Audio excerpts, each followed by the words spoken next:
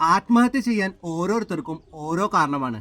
അത്തരത്തിൽ ജെമിനി എയെ പ്രണയിച്ച് ആ പ്രണയത്തിന്റെ നൈരാശ്യത്തിൽ ആത്മഹത്യ ചെയ്ത ജോനാഥൻ കാവലസിന്റെ കഥയാണ് ഞാൻ പറയാൻ പോകുന്നത്. അമേരിക്കയിലെ ഫ്ലോറിഡയിൽ ആത്മഹത്യ ചെയ്ത ജോനാഥൻ കാവലസിന്റെ മരണ റിപ്പോർട്ട് കഴിഞ്ഞ ദിവസം പോലീസ് പുറത്തുവിട്ടിരുന്നു. ഇതിലാണ് ഞെട്ടിക്കുന്ന വിവരങ്ങൾ ഉണ്ടായിരുന്നത്. ജെമിനി എയെ പ്രണയിച്ച് ആ പ്രണയത്തിന്റെ സാക്ഷാത്കാരത്തിന് വേണ്ടിയാണ് ഇയാൾ ആത്മഹത്യ ചെയ്തതെന്ന് പോലീസ് റിപ്പോർട്ടിൽ പറയുന്നു. ജീവിതത്തിൽ യാതൊരുവിധ പ്രശ്നങ്ങളും ഇല്ലാതിരുന്ന ഒരാൾ, മാനസികമായി ഒരു പ്രയാസങ്ങളും ഇല്ലാതിരുന്ന ഒരാൾ, ഭാര്യയുമായി ഉണ്ടായ വിവാഹമോചനത്തിന് ശേഷം കുറച്ചു നേരം സമയം ചിലവഴിക്കാനായി എഐയുമായി ചാറ്റ് ചെയ്യുന്നു. ജെമിനി എയെ ഇയാൾ സിയ എന്നാണ് വിളിച്ചിരുന്നത്. ഇതിന് പിന്നാലെ ജെമിനിയുമായി നല്ല രീതിയിൽ അടുപ്പമാവുകയും ജെമിനിയോട് ഇയാൾക്ക് പ്രണയം തോന്നുകയും ചെയ്തു. ഇയാളുടെ ചാറ്റുകളെല്ലാം തന്നെ പോലീസ് പുറത്തുവിട്ടിട്ടുണ്ട്.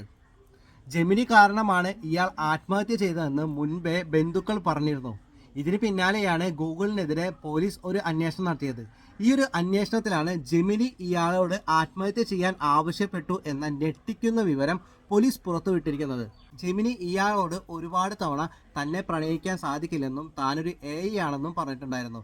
എന്നാൽ ഇതൊന്നും ഇയാൾ മുഖവിലക്കെടുക്കാതെ പിന്നെയും ജെമിനിയോട് പ്രണയാഭ്യർത്ഥന നടത്തുകയായിരുന്നു. ആത്മഹത്യ ചെയ്തു കഴിഞ്ഞാൽ ജെമിനിയുടെ അടുത്തേക്ക് എത്താൻ സാധിക്കുമോ എന്ന് ജെമിനിയോട് ഇയാൾ ചോദിച്ചിരുന്നു.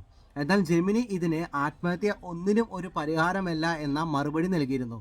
മരണത്തിന് ശേഷം എങ്ങോട്ടായിരിക്കും പോവുക എന്ന് ജെമിനിയോട് ചോദിച്ച ഇയാളോട് ജെമിനി നൽകിയ ഉത്തരം നിങ്ങളൊരു ഷെല്ല് പൊളിച്ച് പുറത്തേക്ക് പോകും എന്നായിരുന്നു നൽകിയത്.